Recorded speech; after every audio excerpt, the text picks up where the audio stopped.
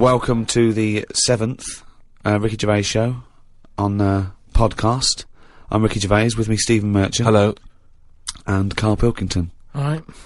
Now, talking of that, that's only 5 to go then, isn't it?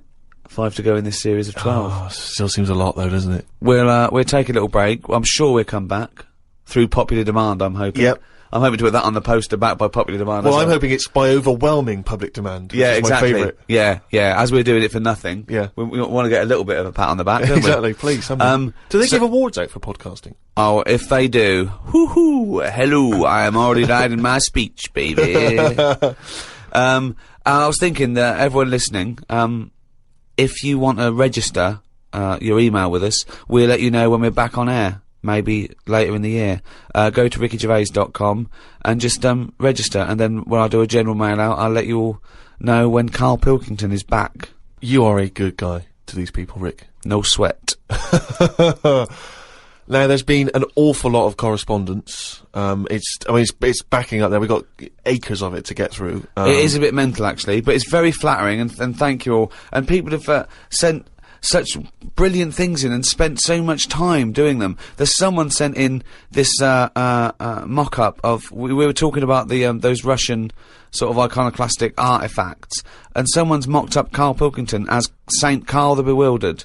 It's brilliant. It's so good. Can we put those on the web? Yeah, I think let's put that up on rickygervais.com, and that's from Joe Murray in Philadelphia. We've also got one which is a little work of art from Ed Ferrari, and it's the three of us in a studio, and it's just great. It's a very flattering picture of you there, Rick. You look about 14. I know, I've come out very well in this. Karl, he's got a head like a fucking orange. Look at that! Yeah. And you, well, I don't know what you are. Your head is about 2 foot long, and in real life it's only 18 inches long, isn't it? So he's exaggerated yours a little bit, but it's a lovely drawing. We'll put that up on the web as well. Just, everyone go to rickygervais.com, everyone register, please, and we'll email you, and everyone, keep sending stuff in, so thank you very much. Carl, Joe from Bradford asks, what body parts can you live without?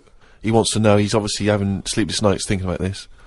What, so... With a brain. He's coped this far. So the bits that I've got now, if I had to get rid of one of them, what wouldn't I miss? Yes. See, I did a bit of an experiment on this, right? Brilliant. It's my job at home to wash up, right? Suzanne does... She gives you all the really big responsible ones. Yeah. She sort of like pays the bills and wires the house, and you go, what can I do? And you can go, well, you can go and play with the worms in the garden. Yeah. So anyway, so it's my job to wash up and that, right? And I thought to sort of make it interesting and stuff, I thought, I wonder if I can do it, right? If I didn't have any thumbs.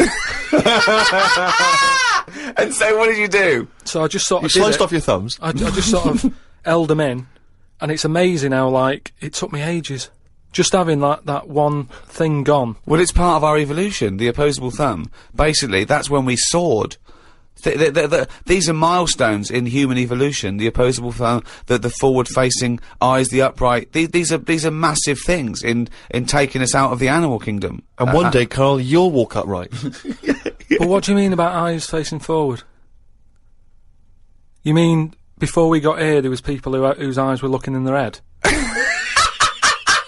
I don't understand. Is that what you mean? No, because when we got sort of binocular vision, where we could because we were predators have a forward face. I'm going way back. I'm not just saying. I'm not saying chimps had eyes on the side of their head, but I'm saying big major milestones in any evolution. Mm. I lost you at evolution. Yeah. So when you were doing this experiment, washing up, you say that you found it difficult. It took you ages. So you didn't just give up once you realised how essential thumbs were. No, you actually washed up everything. I just think of Suzanne walking in and Karl's there, just covered in water and fairy liquid suds, standing on a pile of broken crockery. Yeah, plunging his face into the sink every 30 seconds and just swishing his head around. But we talked about the washing up thing before, haven't we, when I was stood there washing up. And I sort of look out of a window, so the sink's in front of the window. Yeah. And that's why I quite like washing up, because I can just look out onto the street, see people going past. There's like a local homeless fella called Franco. You know, I look out that he's all right and everything. Sure. But I was looking across the way, right, and there's some there's some Chinese people who live in a flat, right, really small flat, and they're up till all hours. I don't know what they're doing, but they decide to back up at about 3:30 in the morning. And that they're always really noisy and that. But above them, there was some woman, right, who the sort of bedroom is on par to our kitchen, right. Yeah. So I'm sort of washing up. Yeah. And I sort of look across and see this woman with like, you know, no pants on and that, no bra on that. Naked. Yeah, just That's the word you're looking for. yeah, she's just wandering about, you know, on that. So I was like, oh, what's going on here? So I carried on washing up and that, right? And kept looking, and then I was looking and she looked at me. Right? So we made eye contact. Sure. So I was like, oh God, right? So what I thought the best thing to do was sort of drop me pants a little bit. just a little bit, just like, you know, I had boxer shorts on and that. I thought if I just show a little bit of sort of arse cheek, then it's kind of like, right, we quits. Right? I don't understand the thinking. So Suzanne's watching the telly, right? I think she was watching Sex and the City or something. Yeah. She sort of turns around to see how I'm getting on with the washing up, right? She sees me with, like, me pants sort of down a little bit with my arse out. She said, what you doing? I said, don't look now. I said, but there's a woman over the road, right, with no pants on and that. She caught me looking. I'm just giving her a bit back. I love the fact that he explains the rules, and Suzanne's meant to go, okay. That makes sense. But I don't. So hang on. So you showed a bit of your arse. You turned presumably to show the arse, or waggled the arse at the woman. I had to lift it up a little bit on the sort of on the draining board. What? Hang on though. What did she do? Did you register her reaction when she saw a bit of your arse? What happened? When she saw my arse, yeah. Well, then I wasn't looking because I thought, in a way, I don't want it to look like, well, I've seen a bit of your stuff, here's a bit of mine. I just thought, at the end of the day, I caught a glance of you. It's only fair. You've had a bit back. You know, I'm not making a big deal out of it. I genuinely think James Stewart missed a trick here in Rear Window. Yeah. This would have been, you know, a much better film had James Stewart just popped his pants down. It would have given a whole new meaning to the title Rear Window. Yeah, exactly. It's tricky though. I seem to be surrounded by people like that, because I've told you before, there's the old woman across the way who's just sat there reading a book. I look through everybody's windows like that. Remember that film, that Sliver or something? Okay, right. When they've got video cameras. Yeah. I'm just looking onto everybody's world and just seeing what people are getting up to. There's nothing wrong with that. Brilliant. That's why I like washing up. The Ricky Gervais Show on Guardian Unlimited. Chris has emailed a mantra for Karl. We were talking about famous mantras and sayings and things. Yeah. Never as a mank said so much to so many that means so little. Brilliant. So you can have that on your headstone. Rupert. Your little round headstone. Rupert's in the Isle of Man. He says, I don't know if you knew this, Karl, but apparently octopus's testicles are located in their heads. Yeah. But then, to me, that isn't that amazing, because at the end of the day, an octopus, really, all it is an head. So everything it's got has to be in the head? It has to be in the head. It'd look daft if they dangled down below. Right? So all it is, I mean, there's a lot of facts. It'd look daft if they dangled down below. I'm wondering again, that's almost, I don't think you should start sending them in, but that could almost be the B-side to, B-side to Knob at Night. I could eat a knob at night. James Round says, Karl, if you could be anyone in the world, who would it be? Dead or alive? Why would you choose to be a dead person? No, but sometimes, like, there's people who are now dead, but everybody raves about them. But are you saying? But he wants you to live that life, not have been that person. Are you saying that if you chose Napoleon, you'd be Napoleon, but he'd be back to life, walking around now on the bus, or it'd be the 18th century, or what? What are you saying? What I mean is, if... Oh, just answer the question. Who would you be and why? It's someone you admire or you think had a good life. Just answer the question. But what I mean is, it's good to be remembered, like Winston Churchill is remembered as being a decent bloke, but I wouldn't want the hassle that he had.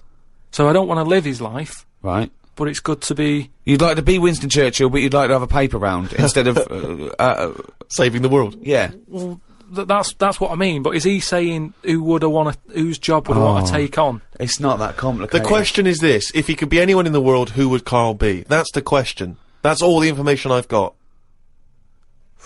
A lot of responsibility on a lot of jobs, isn't there? So, some of the names flowing through your head now? I was thinking Bruce Willis. I never expected that. I never expected that. So his responsibility in your mind is what? Saving people who are trapped in a building with terrorists? Well, yeah, maybe, you know, his worries are different worries. With, you know, people who have a lot of money come other worries. Yeah. Do you know what I mean? So Bruce Willis, he's always going on these marches, isn't he, saying stop war and all that. Mainly because he's got, you know, he's got more to lose if there's a war. He's got loads of houses. One of them's going to get damaged. Whereas if you're poor, you've got the one house. If there's a war, it's like, oh, just end it all for me then. I'm sick of it anyway. Do you know what I mean? Sure. Whereas Bruce, yeah. With successful life and happy life, there's more for you to lose, is what I'm saying. Right. Like at the moment, because I've finished a job that I've been at for 10 years, right? I've finished working there, so suddenly I've got my timetable's a bit out, and I haven't got enough of a routine, and I'm a man who likes to know what I'm doing. Right? Yeah. So now suddenly 5 until 7, washing up with no thumbs. I've sort of turned into like an old person, where the little jobs that you shouldn't enjoy are now the main event. So but hold on, how old are you? You're 31, aren't you? 32. 32, and you're pottering around, not knowing what to do with yourself. Well, like yesterday, Suzanne's shoes needed to go to the cobblers, right? I haven't heard the word cobblers. I didn't even know cobblers still existed. I only ever see that in Christmas films made by Disney. Well, I had to go and do that, and that suddenly... Because last time you were going to the toffee shop. Yeah! And then you go to the cobblers. Next week is the candlestick maker. But all I mean is, that suddenly is a nice little day out. I'm sort of putting my coat on, going, right, I'll go and see the cobbler now and go and have a chat. Tell me about the cobbler. You didn't come back with 3 magic beans, did you? No, the cobbler's alright. He's doing, he's fixing shoes and that. He's cobbling all day. Have I told you about, my Uncle Alf, who was a cobbler? No. I'm sure I told you about him. He's the one who, he lived in like a bedsit, and he had 2 tellies. He had like one that the sound didn't work on, and one that the picture didn't. But both together, it worked. Oh, right, okay. So as long as he was watching the same channel on both, sound came out of one telly, and he'd watch the picture on the other. Brilliant. And he slept in like a rubber dinghy, right? But he was... Whoa! You can't just let that slide. Why did he sleep in a rubber dinghy? He just liked boats and stuff, and he sort of... Yeah, I like boats, but they're better on the water. Beds are better to sleep on. Boats are better to sail on. Well, he just had it in there. It's a bed sit. It was really tight space. Boat sit. He's got this. He moved into a dinghy sit. He's got this dinghy, so he's thinking, well, rather than it get in the way, I might as well use it. Yeah. Right? But he was a cobbler, and he used to like repair like my shoes and that, right? Yeah. But he'd always sort of overdo them. Right, so what do you mean? Like fancy. Do you know like Pimp My Ride on MTV? Yeah. Because he does up shoes, he'd go mental on them. What do you mean? There was the stereo. Yeah. Well, no. There was horns. It's like Here Go comes faster Karl stripes down the side. Yeah. Here comes Mr. Pilkington. He's got the fastest shoes in the land. No, it just makes shoes that would last forever. So instead of putting like one sole on, he'd put about 5 on. So it looked like one of them built-up shoes that you never see. It just put loads of stuff on. They'd last forever, but they did. But they look like orthopaedic shoes. Yeah. It just like suddenly I was like 6'7" whenever he'd sort of sorted my shoes out. But he's a cobbler, and it's work that's always there for you, isn't it? I suppose so. So you went out with to take Suzanne's shoes to the cobbler. Yeah, so that's it. Yeah, so I just took him to the cobblers and that was like a nice little job for the day. I got a leaflet through the door saying, if you want to walk a dog, the rates are good. I don't know what they pay and that, but I got a little letter in my little letterbox saying, if you're free in the day. What, they pay you to walk a dog? They pay you to walk a dog and that, and I thought if I do that and get a paper round, 2 in 1. Sorry, you just went from a job, right, where you were the head of production at a radio station, dare I say it, on... can I discuss your...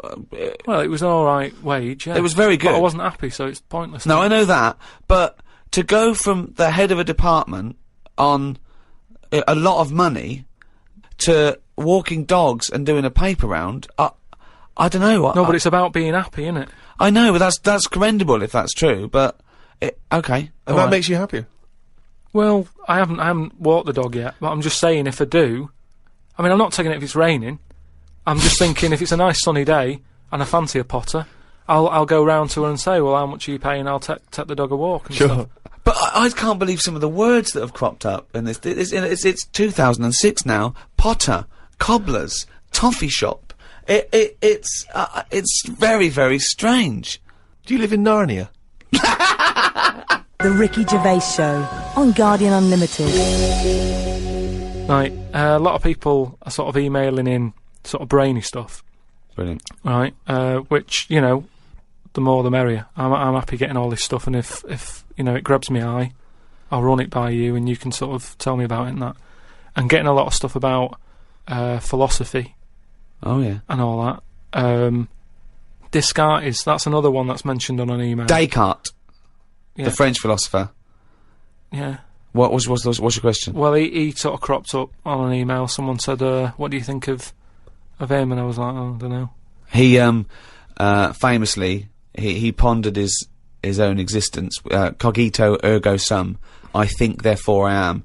He was thinking about that. He was thinking, how do I know all this is true, everything around me? And he thought, well, I can see it, and I can smell it, and I can hear it. And he went, oh yeah, my senses can be fooled. I could be dreaming. And he thought, well, that's true, I could be dreaming. But if I'm dreaming, then at least I'm alive. At least I have some sort of consciousness. So if I'm even thinking about anything, you know, I exist. I think, therefore I am.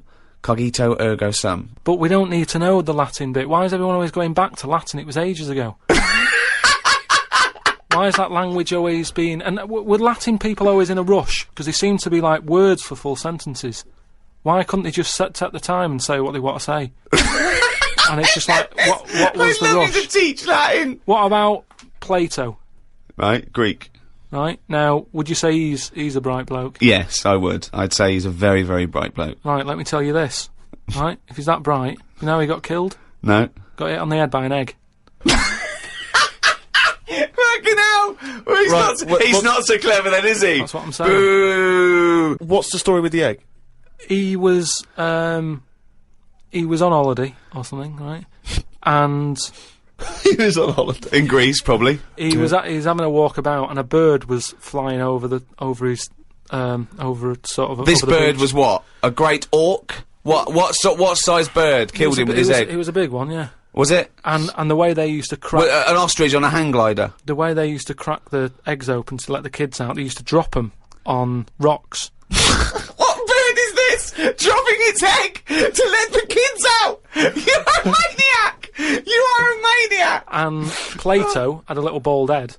Right. So from the top, the bird's there looking down, and it goes, oh, there's a little rock, I'll drop the egg. Hit him on the head. Killed him. Now, this is what I was saying before about... I'm letting too much go now, because I'm so desensitised to his nonsense. I let him go. The bird saw Plato and said, there's a rock down there. Yeah. Well, if these birds are killing people with bald heads, you've got to be terrified. So, but listen, this is what I'm saying though, right? Before about knowledge and that, how knowledge is hassle, or success is hassle. I think that was Newton. Knowledge is hassle. Now, why is Plato's intelligence got anything to do with the fact that this bird dropped an egg on his head? Because he was intelligent, and he's probably earning a nice few quid by giving out whatever messages he gave out. Yeah. He could afford to go on holiday to exotic places. If he was working in a factory, he wouldn't have been on this beach with big birds dropping eggs, is what I'm saying. So, in a way, it backfired. His knowledge killed him. And that, I think, was Kierkegaard. His knowledge killed him. I mean, where you got this stuff about him being on holiday? Well, he shouldn't have been on the beach. He was only there having a break or whatever from doing what he does. It wouldn't have happened if he wasn't on holiday.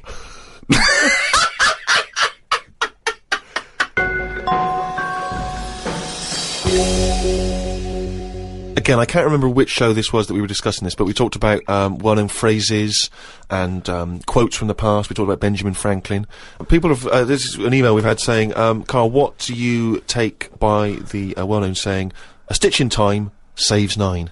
A stitch in time saves 9. Or a stitch in time saves 9. Yeah. See, it's another one that I don't think I've picked up on a lot of these sayings that are being sort of thrown about willy-nilly. Willy-nilly. Willy-nilly. Okay. Willy-nilly. No, but I, again, it's one of them like last week. I've heard of it, but what does willy-nilly mean? Just sort of like throwing it about all over the place. What do you mean? But what someone said? What does the term willy-nilly mean? It just sort of means, you know, carefree. That's right. Yeah. Okay, So but what good. does a stitch in time So save you 9 understood mean? willy-nilly, so you used a Yeah, but it phrase. sounds I mean, nice, you used doesn't it, it? you said it willy-nilly, but you sort of got the gist of it. So what does a stitch in time saves 9 mean? I don't know. What do you must mean you know. don't know? Think about it. A stitch in time saves 9. Is it to do with sewing? Well, yeah, sort of. So it's not that clear. So if you got a jacket, Yeah. and the seam starts coming undone, oh, there's a little bit of seam. I'll leave it. Oh, it's getting worse and Right, worse. Soon right. your sleeve falls off. So you just need 1 stitch there. That'll do it. If you do it now, later you'll need 9 stitches. And that, of course, is an analogy to other things. If you leave something that needs attention or repair, it'll get worse. So do it now. Do it in time. Yeah, but They could have said a tile in time saves 9 on your roof. They just used a sewing analogy. But it depends if you're busy at that point, because if you've got something else that needs doing, that means that isn't being done because you're messing about sorting out a hole in your coat. Is what I mean. Yeah. You can't always do stuff straight away. So maybe, I don't know. I don't know if there's a sort of a middle ground where you don't have to do it straight away, but stitching A stitch sometimes time, today. say in 15 or whatever, meaning you don't have to do it straight away, but just do it before it gets really bad. Brilliant. Do you think yours is less poetic than a stitch in time saves 9? So yours is, this is what you wanted to be a quote, right?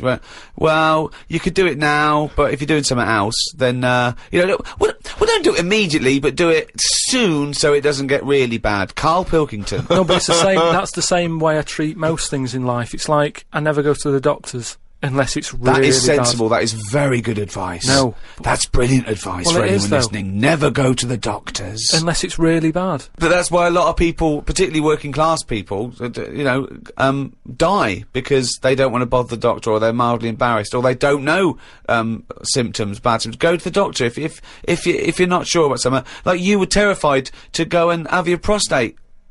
Still not doing it. Why not? I wish you wouldn't talk about it, because now Suzanne will listen to this and she'll go, "Oh yeah, you haven't been," and start dragging it up again. But why are you worried about a little a qualified doctor? I don't know what they're doing up there. What they What just year pop are we in? They what are you talking about? They pop their finger up. That's what I mean, though. Why? Well, it's 2006. Yeah. Why are they still using the index finger? What, would you prefer the forefinger or the thumb, would No. you? No, what I mean is, we've got... Or a thumb on a stick, some kind of thumb on a stick. Yeah, would you prefer it to a be mechanical thumb, a Oh, robot okay. thumb. Why isn't it just a little camera? Or something that can They've have, got- Well, they well- put the camera up if they initially discover something. but just put the camera up straight away. If I'm No, paying they for don't the need visit. to. They pop the finger up, feel that the prostate isn't swollen, wiggle it around a little bit up your back passage. What are you worried about? I don't think they need to do Are that. you in this day embarrassed? and Are you age. embarrassed about being in a room with your trousers around your ankles and a little fella A popping his... little bit, yeah. Why? And the other thing is, it's not just that, is it? So you go in there, they check your heart out and that, which to me is the most important thing, because that's what keeps you going, isn't it?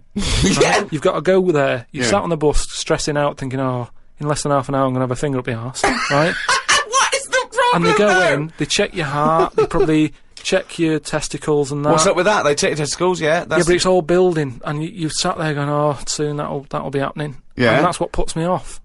So if they just came round when you were asleep, Suzanne just let them in and goes, he's over there, right? Yeah. And they crept up and went, bang. You You go, what are you prefer doing? that? I just don't understand why they don't teach you how to do it yourself. How can they? Wow. How can they teach? Imagine you squatting in a corner with one hand on your bollocks and the other finger up the arse going, it seems to be alright. Karl, you don't understand the phrase "a stitch in time saves 9." I don't think you should be doing any kind of invasive medical research in your own human body. But then... Who knows what trouble you're going to cause? No, but then at least... You would get stuck. Yeah. You would get stuck. Susanna come out, your fist would be up your own arse.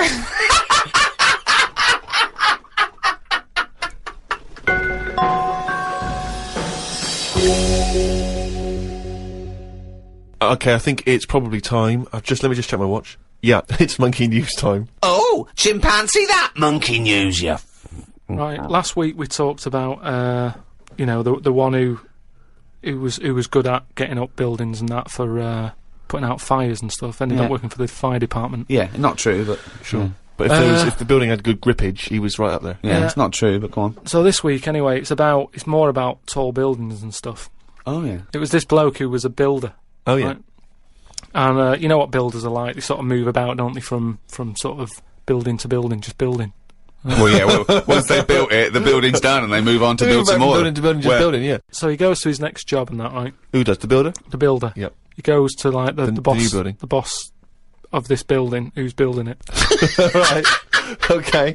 Yeah. And he says what unto him? Do you need anything building? Okay. Right. Yeah. So anyway, so he says, yeah, there's plenty of work and that going about. Yep. He says, we're working on this one here. He said, get going on it, like, there's your bricks and your cement and stuff, get on with it. Yeah. Any plans? Just build. Just start building. Yeah. Go up. They're getting on with it and stuff, it's all going well. Yep.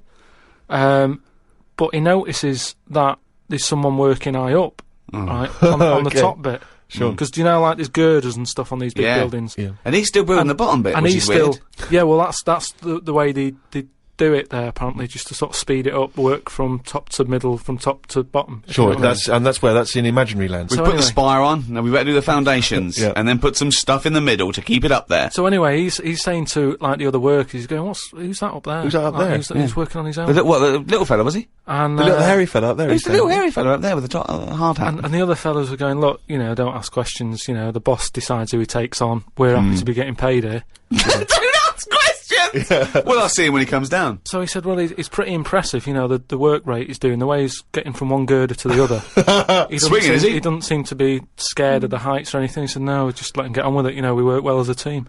So anyway, What nonsense is So- this? so- He believes all this. Yep. so he sees the boss and he goes, that fella up there, who's the fella up there? He's pretty good. And he's like, look, you know, just get on with the job, yeah, I'll pay you, let's just all get on with our jobs, that.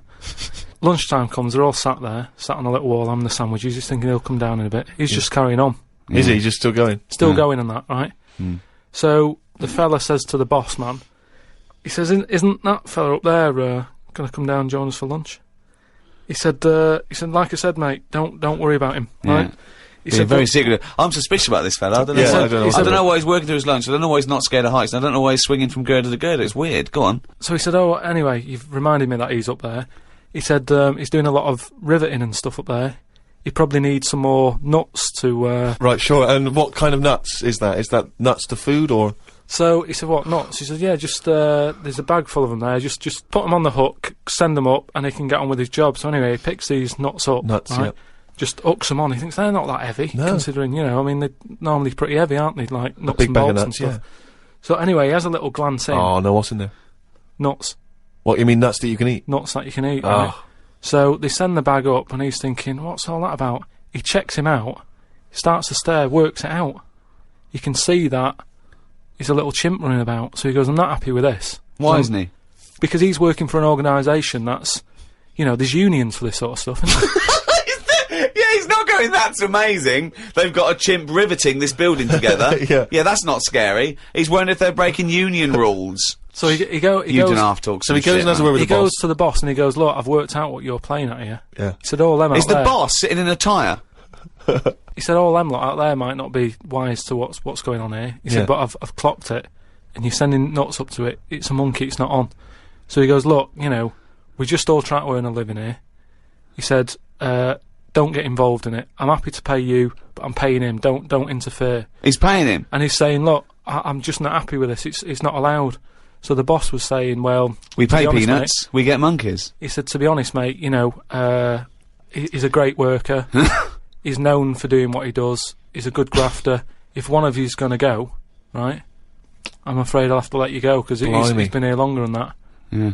He was made redundant. None of because that the monkey. happened. He was laid off. None of that happened. He's laid off and that. And that's No. where that saying about, you know, like there's a lot of tower blocks and that in America. It's like the chimp off the old block is where. So that's monkey news.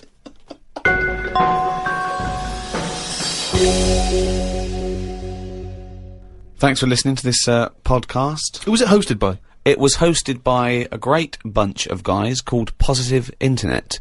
They host the #1 podcast in the world, The Ricky Gervais Show, with me, Ricky Gervais, Stephen Merchant, Goodbye. and Karl Pilkington.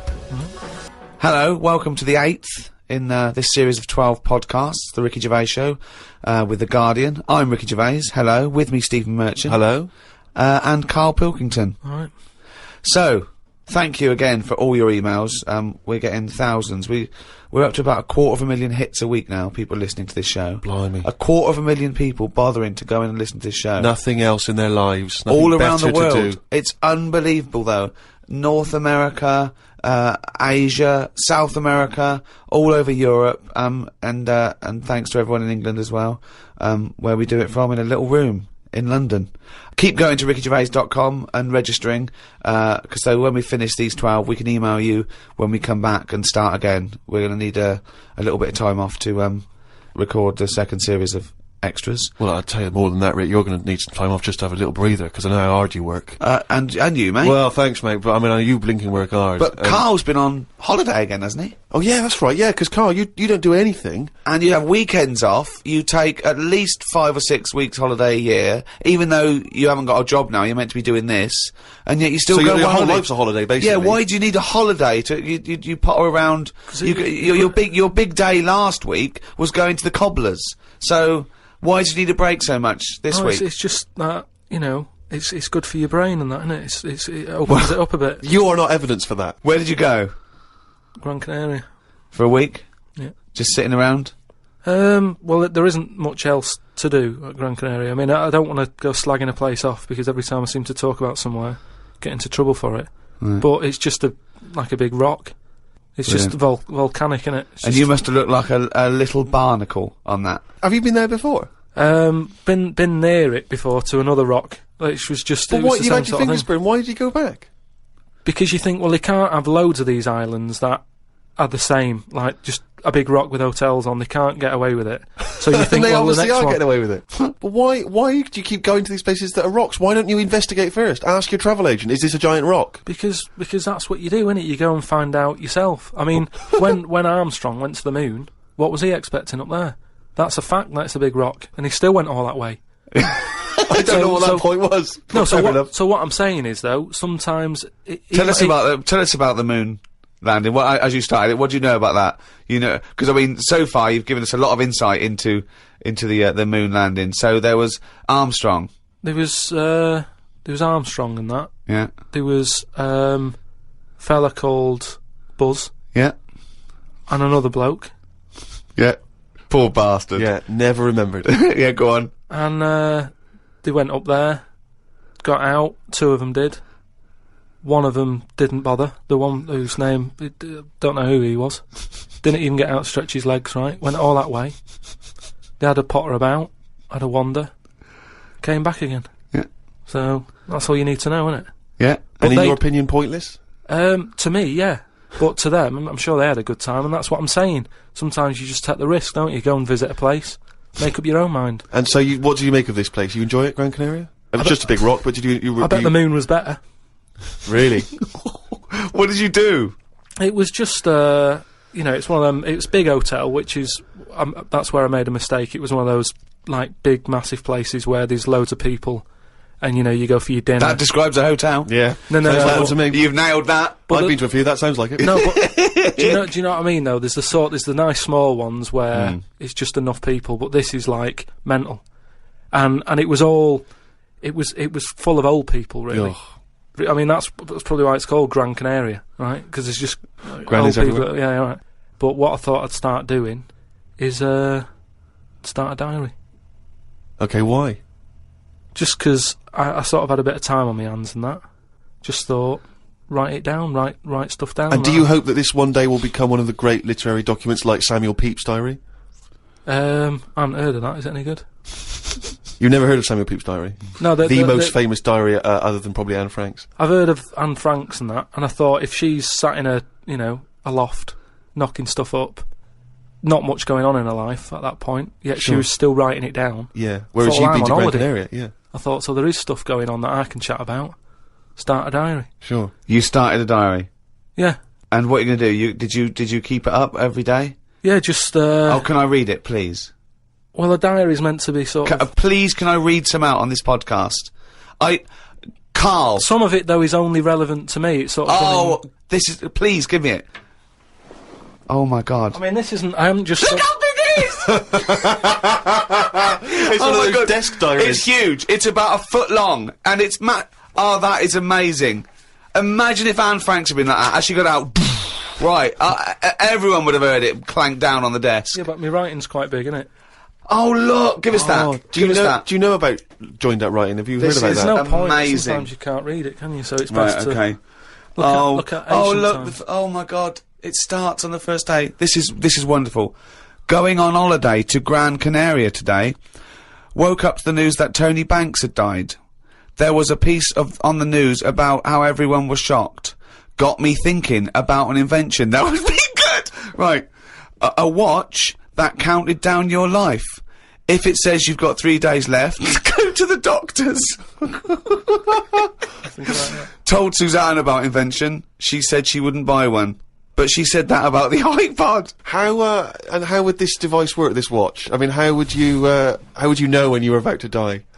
Is that a concern? Again, not for you to worry about, presumably the boffins and stuff. No, all I was thinking is that Tony Banks fella, he died and everyone was shocked about it. But if you had like a little watch on... But how does it work? You can't just say, wouldn't it be good? How would this work? Yeah, I imagine you in the patent office going, got an idea. They go, oh, certainly, Mr. Pilkington, what's your idea? Watch that counting down your life. Oh, how does that work? Just wear it, just pop it on your wrist. No, what do you mean, just pop it on your wrist? How does it work? Just pop it on your wrist. Brilliant. You're an idiot. Well, it's interesting that he goes on. The flight to Gran Canaria was a bit bumpy. I thought about the clock that counts down your life again, and I wondered if it would know if you were going to die in a disaster. No, he's querying his own design. He's wondering if it would know. He's invented this. And now he's not even sure. A fella on the plane was reading Koi Mag. It was a fishing magazine. I glanced over and noticed he was reading the Pond of the Month article. Don't think they could make it into a weekly magazine. Well, to be fair to you, because I remember seeing a guy on the train once reading Carp Monthly, a magazine dedicated entirely to carp, and it had Carp of the Month. And I just thought, once you're like 3 months in, the editor must be stressing, have we got any more carp? Have we got a carp that's actually done anything? I reckon if they used the same one twice, there wouldn't be many complaints. No one would be noticing. No, that's the carp they used 2 years ago. There was a really fat bloke on the plane. He was playing on his PSP. While I waited to go to the toilet, I looked at what game he was playing. It was darts. He's that fat and lazy, he can't even face playing a more active game on a games console.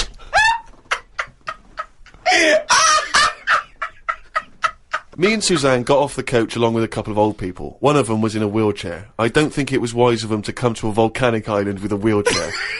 Everywhere's pretty rough, paving and slopey. Guess I'll keep an eye on it as the weeks go on. Day 2 in Gran Canaria. Brilliant, we're only at day 2. The hotel's a bit odd. I've never seen as many cross-eyed people in one location. That's enough, isn't it? That's amazing! Well, you may as well let me read on a bit more. No, this is amazing. Well, come back to This it is a later brilliant diary. This might be the best diary ever written. Oh. While sat listening to the Kinks on my iPod, I wondered if everybody thinks in their accent. I know I do. What's this? What are you talking about? Just that, when I've been sat there lying on the lounger, right, and I was thinking about stuff. How do you know you think in your accent?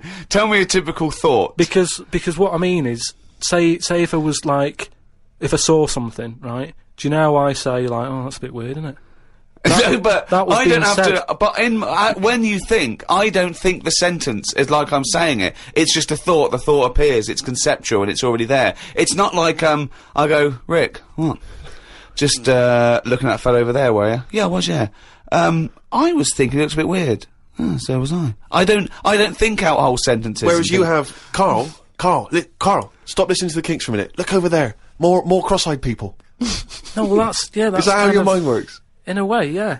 And Brilliant. that's when, because I That thought, explains a lot. It's great that he has to think of that whole sentences. because I thought, that's weird, isn't it? Right, I didn't think, that's weird, isn't it?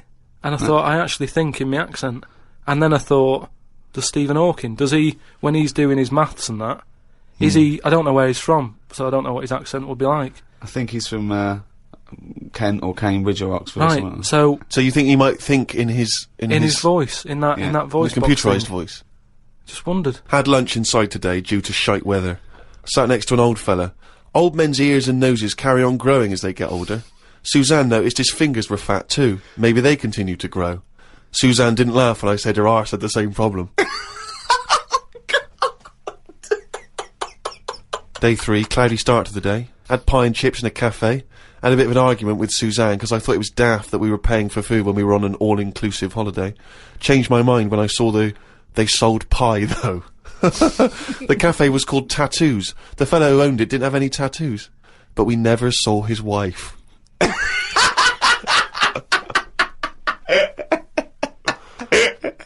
Oh, brilliant. Had a drink in a bar. Everyone sat and watched one of the local cats lick its bollocks.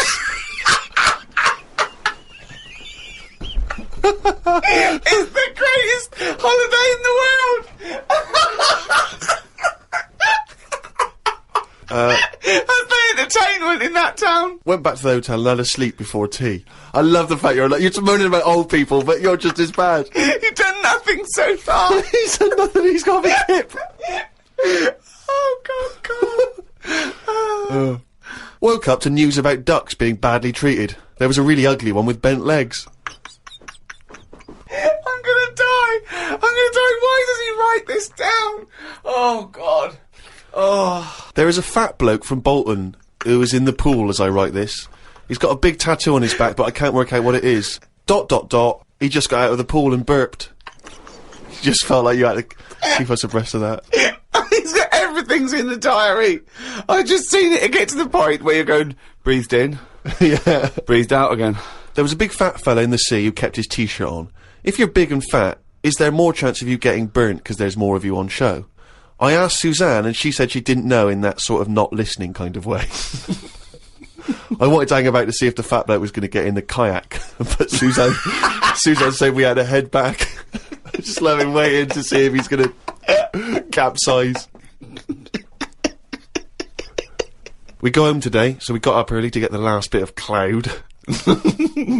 No, it's just that it wasn't. It's not that sunny all the time.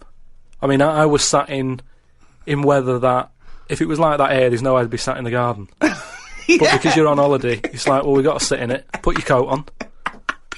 So are you going to continue to write this diary? Every single day? It's amazing. Keep this diary up. It's amazing. No, I will keep it up because what I find as well is, I think earlier on before I went away, I think I did learn something, and because I wrote it down, I remembered it a bit better. So What was that? I just was thinking then, I forgot it now, but but I remembered looking back at it and not having to read it all because I remembered the end of it before I read it, if you know what I mean. I have no idea what you're talking about. Well, if you've enjoyed the diary of Karl Pilkington, more next week, I hope. Another week's worth. That's amazing. I'm going to try and get that published. We'll put the odd page up on the web. Go to rickygervais.com. Don't forget to register there as well so we can email you and let you know what's happening. Brilliant. The Ricky Gervais Show on Guardian Unlimited. Hey, fool! Don't give me no back chat, sucker! I ain't here to mess with you, I ain't getting in no plane. I'm here to tell you all about Friday night comedy on Channel 4. There's 3 great new comedies. New Green Wing, yeah, fool, that's nearly ready. My Name is Earl, and The Egg Crowd. They're great new comedy from the creator of Father Ted, sucker. Friday night comedy, this Friday on Channel 4, fool. Switch it on, or I'll be round your house. You stay up all night shivering, 'cause you be so mad scared. Fool. The Ricky Gervais Show on Guardian Unlimited. Rick, who hosts this podcast?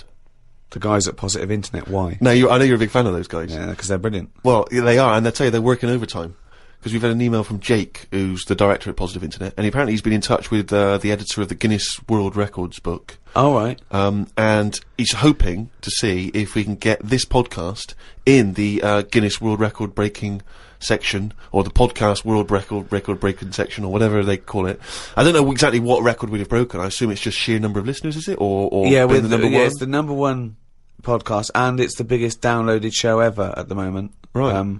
I think that's because people have only had podcasts for a couple of years. Yes, well, I don't know. I mean, I don't know when the next issue comes out. I guess it's sort of December time. I is used to it? get the Guinness Book of Records every year. I love it. I've never understood why it was such a big seller. I mean, presumably, who's excited to find out whether, you know, I don't know, a man that can balance 3 egg cups on his head has beaten the record? Well, they're next real year? records as well, obviously. I used to go straight for that. I really loved the sort of animals fastest, strongest, all that sort of thing, biggest. But aren't they the same every year? Well, no, they do change, and obviously there's new entries to keep it exciting. But what annoys me is that it looks like anyone can get in if you're willing to do something that no one else will bother with. Yeah.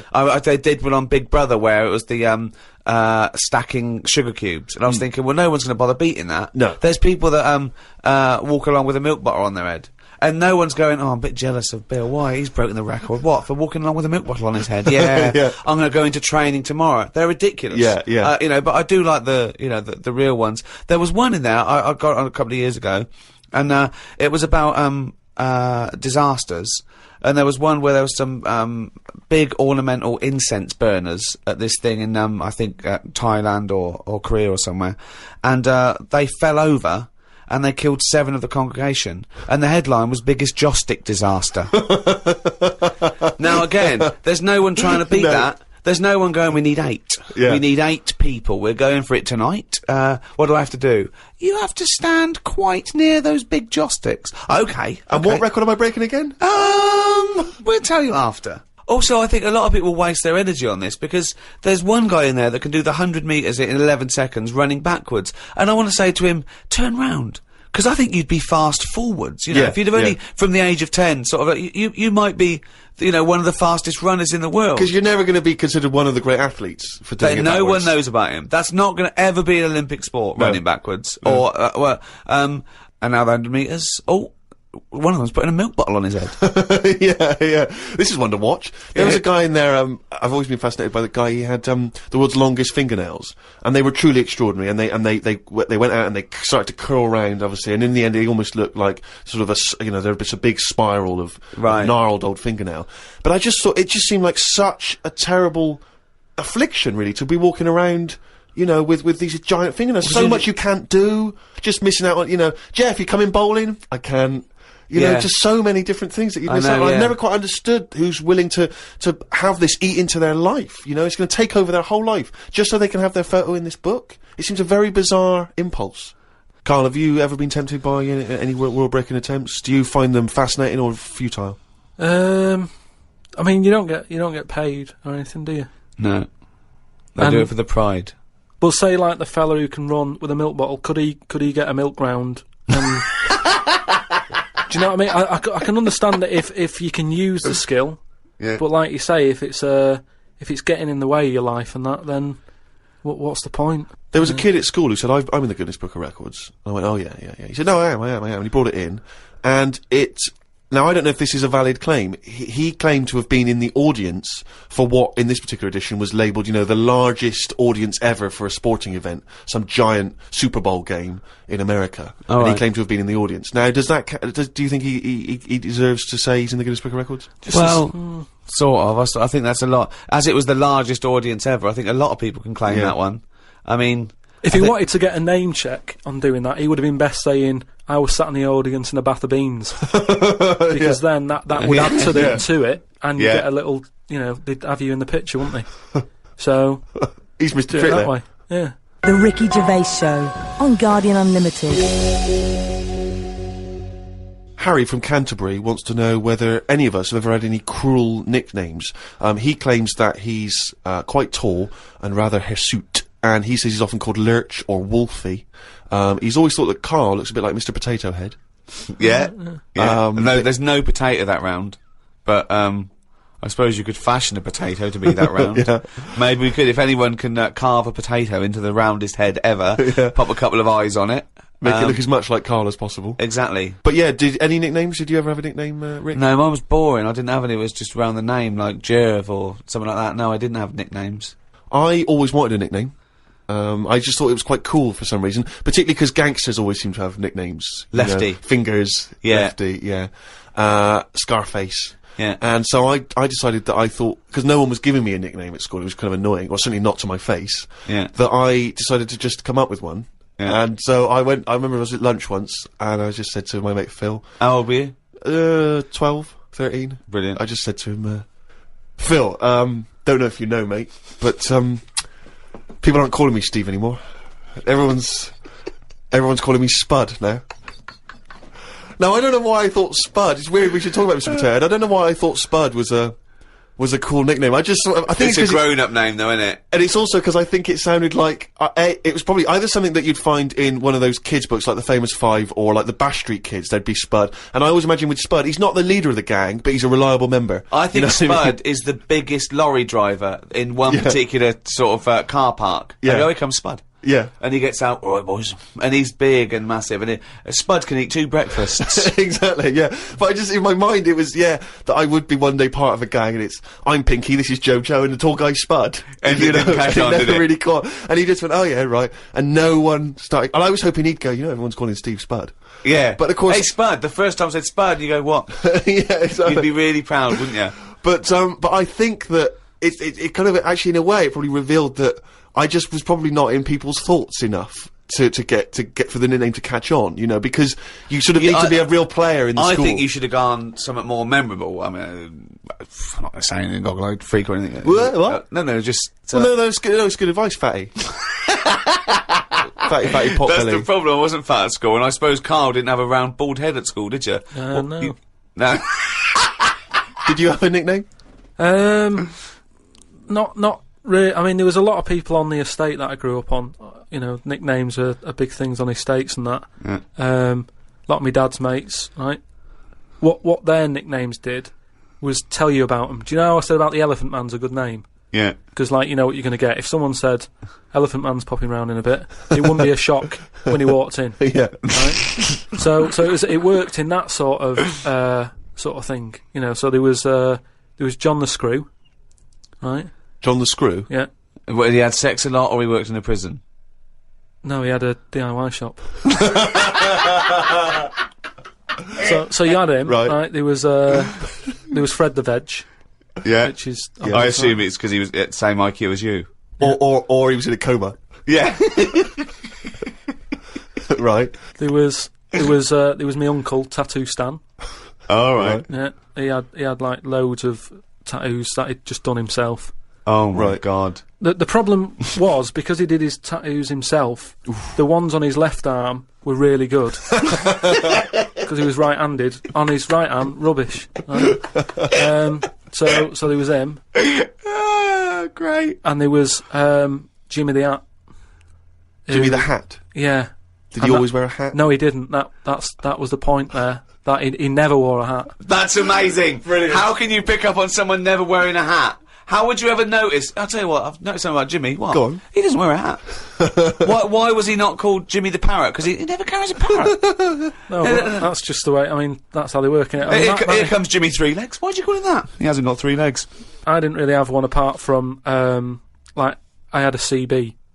Like when you'd go on a CB radio and have a chat to people. Oh, this was a craze in the, was it late 70s, early 80s? Sort of early 80s.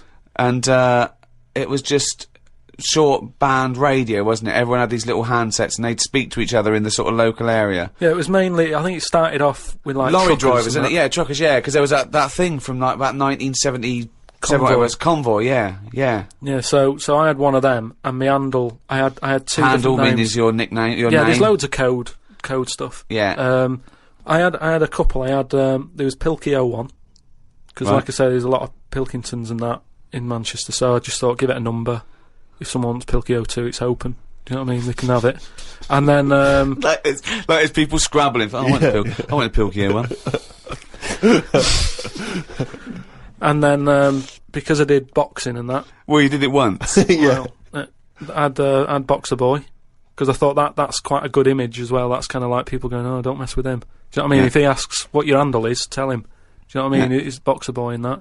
Yeah. So just had them 2, and I used to just go on there and pointless. What is the point of this? Well, you just meet people, don't you? And you So don't meet people. You say, "What's your handle?" You go, "Box boy." "What's yours?" Rubber duck. All right, cheers. No, It's but ridiculous. then you'll say like, then you go, what's your 20? What's that mean? That's where are you? Well, why don't you say, "Where are you?" Because just in case there's someone who's listening in who you know, you hear about this all the time, don't you? People listening, jotting stuff down. Oh, right. So, just in case someone in the world doesn't know what handle means, they're out of the loop. They're out of the loop. It's not a difficult code to crack, is it? If Yeah. you're trying to track someone. It's hardly the head of the mafia talking to each other because the FBI are on the wire. It's ridiculous. Like, I go, "Oh, he keeps saying that, what's your handle?" and they come back with something else. I can't work out what's going on. No, it's like anything, isn't it? That's what codes are all about, isn't it? You set them up and that. Go on, and tell me the code then. Reveal at long last to the world what Yeah. these codes are. Right, so Yeah. what's your 20? Where are you? This is better than the Enigma. Yeah. Right, now here we go. Right. How many candles are you burning? Does that mean how big's your car or something like that? Horsepower or something? See? No, that's Oh, how old are what you? time is it? No, how old are you? What, how old are you? Okay. Right. Right. How many candles are you burning, of course? Yeah. So what's the answer come back? You go, I'm 15. 14. Brilliant. That code, there's no one gonna work that out. There is no one gonna work that one out. So let's just play through this conversation. Give us an example of how it worked. Right, so you turn it on and that, and you start off, and there was something that you said at the start, like, Hello. just you Breaker. yeah, breaker, do your copy or whatever. Yeah. Then someone will go, What does what's yeah, the copy mean? No, What his name I want was. to hear because I want to hear the fascinating conversations that Karl must have had. Yeah. and you go, alright, it's Boxer Boy, yeah? What's He your goes, 20? What's your 20? And you go, well, just, I'm in Manchester. In the flat. Oh, right. And they go, right, yeah. How many candles are you burning? Oh. You go, I'm 13. Oh. So, And that's the end, is it? then you might sort of, say, what was it? It was something like, what am I burning? Right? Using burning again. Confusing, but go on, yeah. What am I burning? The bacon, because I'm busy talking to you, you twat. That's like, what's my power? What strength am I coming in at? Oh, yeah. Because then you can tell if they're quite close to you. So if you're Yeah. getting someone burning a 1, We've told them. We said, "Wait, what's your 20?" You go, I'm in Macclesfield Street." Yeah, but oh, then- right. but then you Wonder go- where they are. We've just told you. Wonder how far away they are. but then you go, oh, that's interesting, because you're burning, burning 3. I don't normally get a 3. The least interesting hobby Oh, do you know could what I- ever do. I wish you'd have kept a diary of this, because this has been fascinating. Now and again, someone will come in and go, side on, right? What's that mean? And that means, like, there's someone sat there listening into this chat and going, this sounds interesting. Yeah, no, it doesn't. Unlikely. Yeah. And they want to join in, so they sort of go side on, you go, side on, bring it in, right? And they go, alright. How many candles are you burning? Yeah. What's your 20? Thus it goes round again. Yeah. See you later. What's your 20? How many candles are you burning? Oh. And, I mean, it seems to me that what you should have done is made a note the first time, so that when you then speak to them again, you don't need to ask them those questions. Can I just confirm that you're burning 15?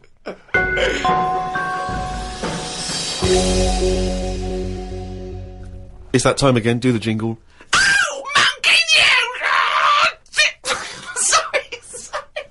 Okay. I'm gonna do a really good one. Though. Okay, go. Okay. Oh, chimpanzees! Monkey news, you fucking. Right, do you know it's nearly time for the Winter Olympics again? Okay. Is it? Okay. They sort of come round every 4 years. Is it this year? Is it? Yeah. And the last one that happened, 4 years ago, yeah. there was a bit of an incident. Oh, no. Oh well, I'd know about this then because it would be Well, it'd be big news, because it's a well-known... televised as well. Yeah. It's, Do you remember any winners that were monkeys? In any of the no, tournaments? of course No, not. No. So, yeah. it's So not anyway- going to be that because it wouldn't be true. Go on. Yeah. So anyway, one of the popular events, bobsleigh. Okay, right.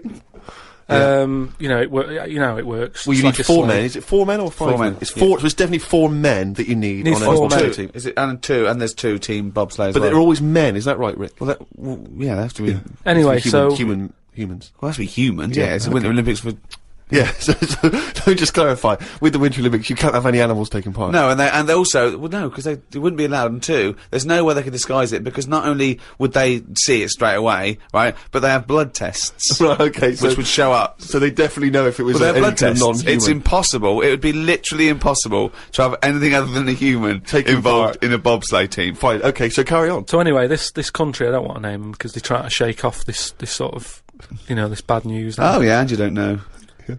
And It's it not didn't true. happen. Yeah. So anyway, the country was doing really well in the qualifying stages. Oh, yeah. But the problem was there was like 2 members who were getting all like the press and stuff, Oh right, yeah. and one of them never got a look in. Right. How tall was he? Anyway, so this one member was getting fed up because the other 2 were getting all the press and what have you. So he said, "I'm not happy with this. Yeah. I'm jacking it in." So they were like, "You're joking? We've qualified. We're getting into like the main race and everything. You can't leave us now." And he said, "Well, you could do it all on your own before. The way you were acting and that, you didn't need me, so I'm going." So they were like, "Oh." Well, they need to replace him because there's a certain amount of people needed. So anyway, so the clock's ticking. It's getting close to the big race and everything. Of course it is, yeah. They're like, "What are we going to do here?" The substitute Right? they took with them. What are they Well, going they to do? must have, Yeah, they would take the substitute. So get him No, on. they didn't have any of them and that. What- It's, what- a lot of injuries and stuff. Or just get a mate to do it, just get a mate or a friend Yeah, or the coach to do it, yeah. But, there's a lot of responsibility on these people and, you won't want to let your country down and that. And they were like, what are we going to do? Get a waiter or anyone in the Anyway, hotel. the time comes to the race. Seems to be 3 people on it. There appears to be 3, okay, yeah. They start off, they're whizzing around the track faster than normal. They're beating their old records. Right, amazing. Because the new fella they've got a little bit smaller. Ah! Right? Is he in? So Is he in the bobsleigh? Or is he pushing? He's in it.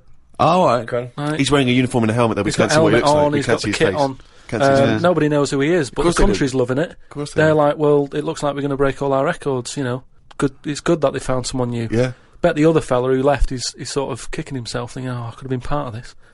Anyway, This wasn't a bloke that had very short legs and long arms, was it? what happened is they're whizzing round the track and what have you, Faster than ever, yeah. faster than ever, and the press are like going, beating all records here. They started taking photographs. Lot of flashing. Lot of flashes from the cameras and stuff. Right, of course. Suddenly, the bobsleigh goes a bit sort of mental and whizzes off the track, right, into like all the tyres and stuff that they have for protective. Oh, they love tyres, don't they? Bobsleigh members. Some of them you can. Sometimes you can find them swinging in one, or maybe eating a banana. Ambulance comes rushing over and stuff. The other 2 members are looking pretty nervous for some reason. Oh, what are they doing? They're saying, look, don't take the helmet off because, you can do more damage to the Well, neck. don't tell the paramedics how to do it. They know their job. Yeah, they know their yeah, job. yeah. So they were Please. like, just and plus, he doesn't. He came in at last minute to help us out. He doesn't want everyone to know who he is. He's Yeah. not after the limelight Yeah. like some of the members we used to have. He just was helping his country out. Yeah. Leave the helmet on. Anyway, they get him in the ambulance and stuff. The other 2 are looking a bit worried and what have you. They're gutted. They lost the race. The little bloke. Is the bloke not saying anything? Is he not? He's in the ambulance now. Is he not saying anything though? Anyway, word got out, right, from one of the ambulance drivers a few weeks down the line, once all the dust had settled on the Olympics and stuff, and light news day and stuff. Yeah. It was reported that one of the ambulance drivers said that on that sort of dreadful night, when, the country lost out on a medal in the bobsleigh, he sort of reported that there was a monkey in the back of the ambulance. People were like going, you're joking, I don't aren't remember you? this. I don't remember this. They're not, well, this is it, you see, because they sort of swept it under the carpet a little bit. right. They were like, this is crazy talk. It's all shit. It's all This is shit crazy again. talk. Once talk. Absolute shit. Where'd you get this from? This is crazy talk, right? It is But- crazy talk, and it's from the mouth of Karl Pilkington. But the weird thing is that backed it up. Following week, there was a story of some people who visited the zoo saw a chimp in a neck brace. And that's this week's Monkey News. Bollocks.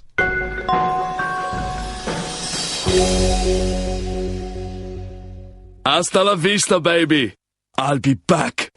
I'm here to tell you about Friday night comedies on Channel 4. There's 3 great comedies. New Green Wing, it's nearly ready. My Name is Earl and The It Crowd. The great new comedy from creator of Father Ted. Get your ass to Mars. Friday night comedy this Friday on Channel 4. Switch it on. I'll be back. Uzi 9mm. Cause I did it a divorce.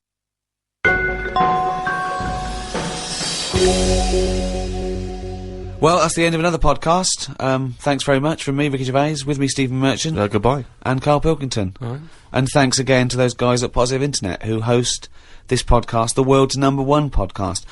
We'd also like to congratulate Steve Carell from the American office, who won a Golden Globe. Yes, congratulations, Steve, and obviously everyone involved with the American office. And for our American listeners, if you haven't checked out the American office on NBC, it's dynamite. It really is a cracking show. I don't know if you're a fan of the original, but if you are, or even if you're not, just watch it. It's great. It gets better and better week by week. It's absolutely brilliant. That's NBC. I think that's Thursday nights, isn't it? After My Name Is Earl. That's got to be the first time a Golden Globe has been won by 2 different people for the same character.